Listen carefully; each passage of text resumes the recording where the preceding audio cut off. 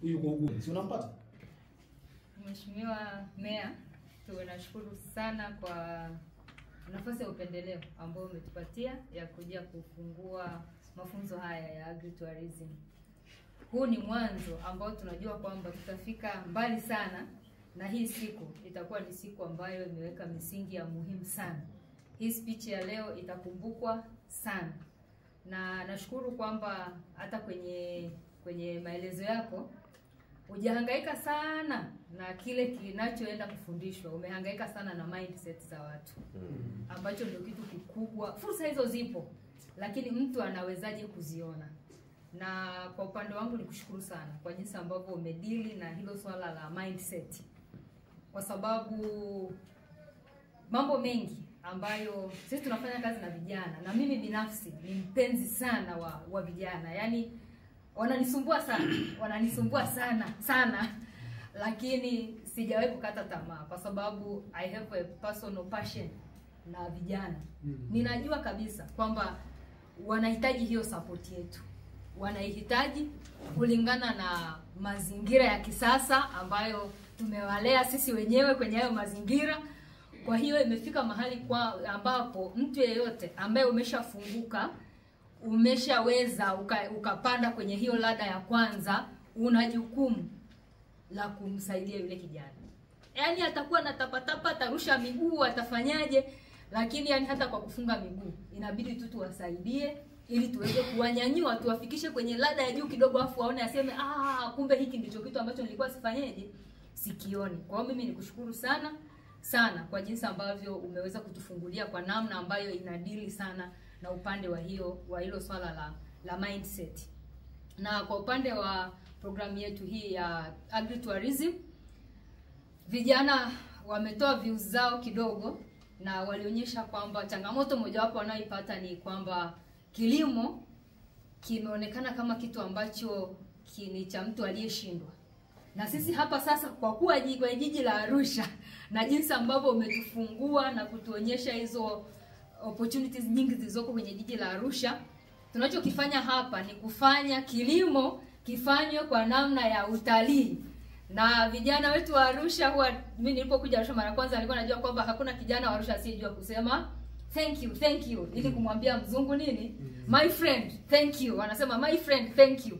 Kila mtu anajua hiyo, kwa sababu Arusha kuna nini, utalii. Kwa hiyo hii namna ambayo tunaenda kuipeleka ya kilimo pamoja na utalii na fursa ambazo, na umeshatufungua mindset, umetuvuruga kabisa. Tunaamini kwamba sisi tutakuwa watu ambao tumeanzisha na tumeifungua hii agritourism kwa namna kubwa. Nikushukuru sana Meya, tumejisikia kuheshimiwa sana, na sisi tukuahidi kwamba tunaenda kufanya kazi yenye matokeo. Sisi tunafanya kazi yenye matokeo. Asante sana. Habari ya mchana. Nzuri.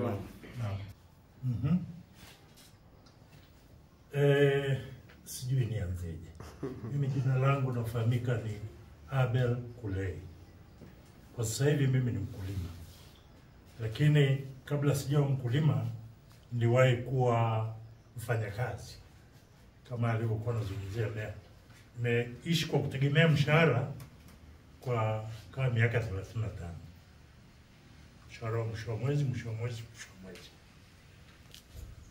Bahati nzuri niliyoipata, sikuwa na tabia ya kudumu na mwajiri mmoja kwa muda mrefu. Nimefanya kazi serikalini Manyoni, Singida. Ndio ajira yangu ya kwanza, nilifanya miezi 6. Kaona napoteza muda. Serious. Nikapaki vitu vyangu nikarudi nyumbani. Nyumbani kwetu ni hapo Mjingu. Pale Mjingu Phosphate, kijiji cha jirani pale. Nikarudi nyumbani kaa hopeless. Ni bora nichunge ng'ombe wa baba kuliko maisha niliyoona kule. Baada ya hapo ilitokea tu bahati ya Mungu kwamba kuna shirika moja la umma lilikuwa linaitwa Kamatek. Kamatek nafikiri kwa hapa juu vile. Zamani walikuwa pale Nelson Mandela iliko. Wakaja kuuza mikokoteni kule kijijini kwetu. Sasa walikuja na mzungu mmoja alikuwa anaitwa Protzen. najua Kiswahili lakini kwa mbali. Mimi nilikuwa najua Kiswahili na Kiingereza. Kwa hiyo kijijini nikaambiwa okay, wewe utaongea Kiingereza, mimi nina translate. Nikawa naongea, naeleza namna mikokoteni ile msaada kwa kijiji pale na mimi na translate kwa wale wa Masai wangu kwa Kiswahili. Tulipomaliza ile zawadi iliyoletwa na mzungu na Kamatek,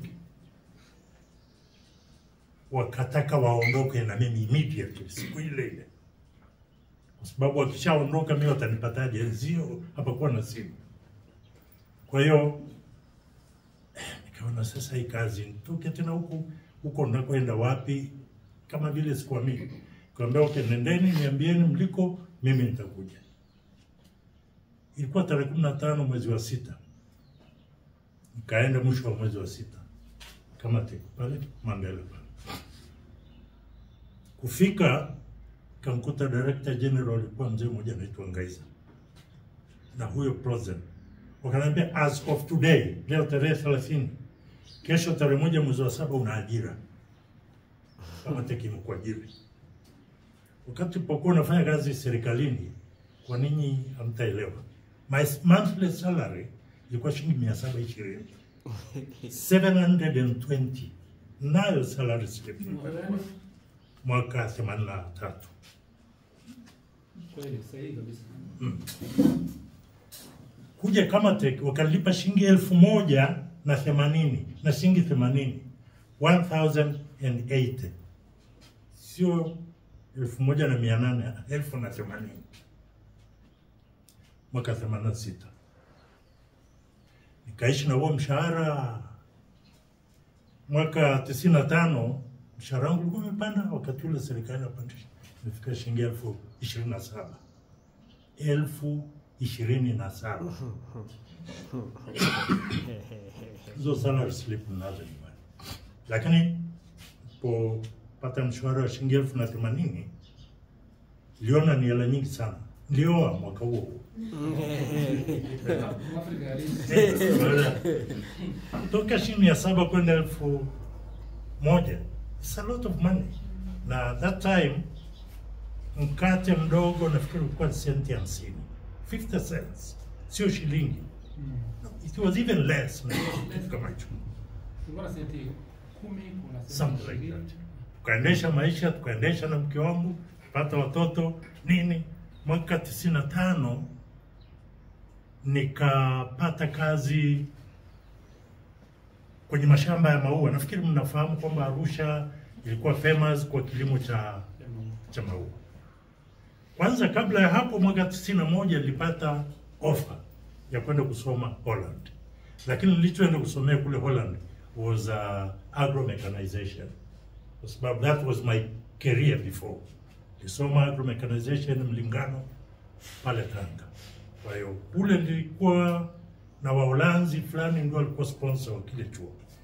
Wakakumbuka we had a best student tumemwacha kule Tanzania, wakanipa offer ya kwenda kuchukua advanced diploma ya agro-mechanization kule Holland. Pale ndipo mahali mimi nasema that exposure ndio ipata kule Holland. Ndio nifanya niwe leo nilivyo. Kule nilienda kusoma agro-mechanization. Na nikakuta wenzetu wako very smart. Kule hawamfundishi mtu kwa sababu unataka kusoma. Wanamfundisha mtu kutoka kulingana na origin, background yako. Ukienda kule shule walikuwa wanasoma watoto wa Kiholanzi wanaosoma agro-mechanization, baba zao ni wakulima. All of them. Kwa hiyo wanasoma agro-mechanization ili waka-upgrade kile kilimo cha baba zao.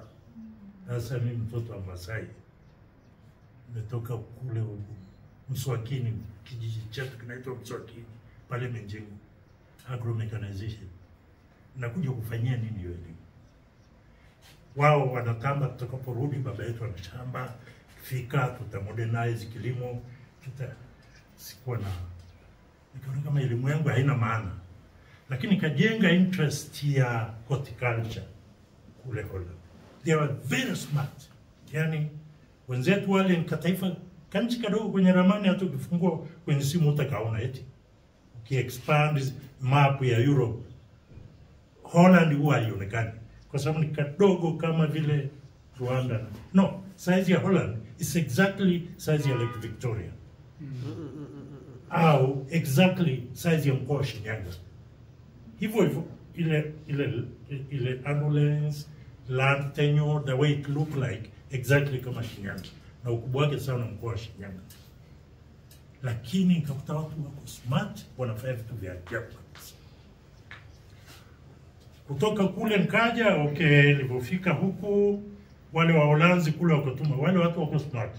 Kufundisha kuona huko potential, wakatafuta wa Uholanzi waliowekeza huko Tanzania. Wakawapa jina langu, wanitafute kama wana shida ya smart person kufanya nao kazi. Wakati huo mshahara wangu shilingi 27,000 kama teki. Wale wakanilipa mshahara, wakaniambia njoo kwetu tutakulipa shilingi 120,000. Sikujibu labda au nitawajibu kesho. Niambia let's go today. Kama inawezekana leo niondoke. Wakanipa mwezi mmoja. Nikaenda ofisini kama teki kuomba likizo bila malipo ya miezi 3. Ili maana yake huwezi kwenda tu hata utaka kuoa lazima utafute background hii. Huyu msichana huyu uko kwao vipi? Kwa hiyo sikutaka kwenda tu na kusaini mikataba yao na nini. Ukaniweka probation ya miezi 3 na huku kama tiki nimeomba likizo ya miezi 3 bila malipo. Shilingi 120,000 against 27,000 sio mchezo. Inabidi ufanye kazi kama punda. Usiku na mchana ufanye kazi ili wa appreciate ile service unayo.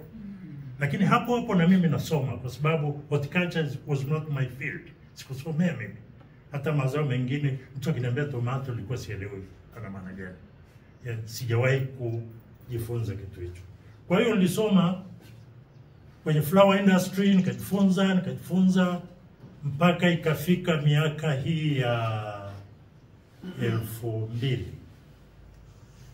Mwaka 2000 ikatokea kampuni moja kubwa, bahati nzuri nafikiri ndio namba yao hiyo na nimekuja nayo makusudi. Hii kampuni ilikuwa inatafuta a smart person in Tanzania atakayewasaidia kuweza kupata mahali pa kuwekeza hapa Tanzania kwa uzalishaji wa mbegu za mboga mboga. Hii kampuni inaitwa Rexone. Nafikiri next week tutaleta timu yao itakuja kuwafundisha kilimo cha mboga mboga. Kwa hiyo niliendelea nao vizuri. Lakini kazi yangu kubwa ilikuwa kuwafundisha kuconvert farmers into modern farming. Nika opportunity nako nikapenda sana kwa sababu nilishafanya kazi kwenye flower industry, sasa naingia kwenye vegetable production. Kwa hiyo pale ndipo mahali nilipoanzia sasa kujifunza kilimo cha greenhouse. Nimefanya na hawa hii kampuni kama miaka 8. Baada ya hapo nikawaambia sasa nataka nika practice knowledge nilionayo nyumbani kwangu. Kwa hiyo nikaanza kulima kilimo cha greenhouse mwaka 2018. Kama basi nilianza na greenhouse ndogo. Sema upana wa hii greenhouse Mr. Ilonga nafikiri ameenda kuiona, iko nyuma ya nyumba yangu, ili nione hiki kitu ni kweli practically that you can make money out of greenhouse ukasurvive. Kwa nikajenga greenhouse ndogo ya mita 8 kwa 15 mwaka wa kwanza. Nikaotesha pilipili hoho za rangi njano na nyekundu.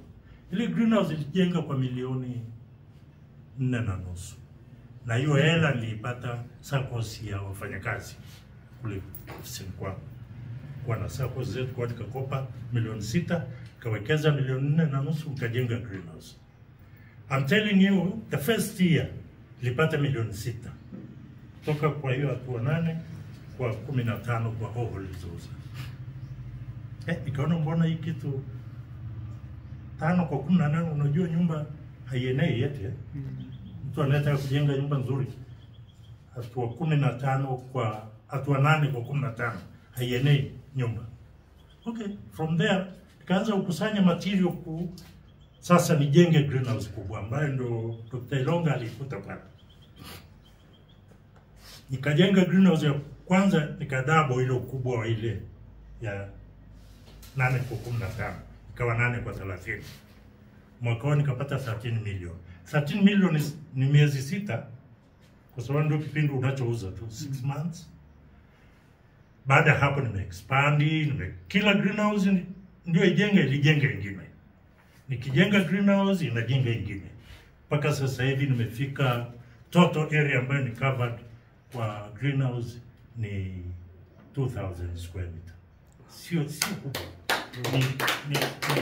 Ni nusu eka. Ni shamba la nusu eka.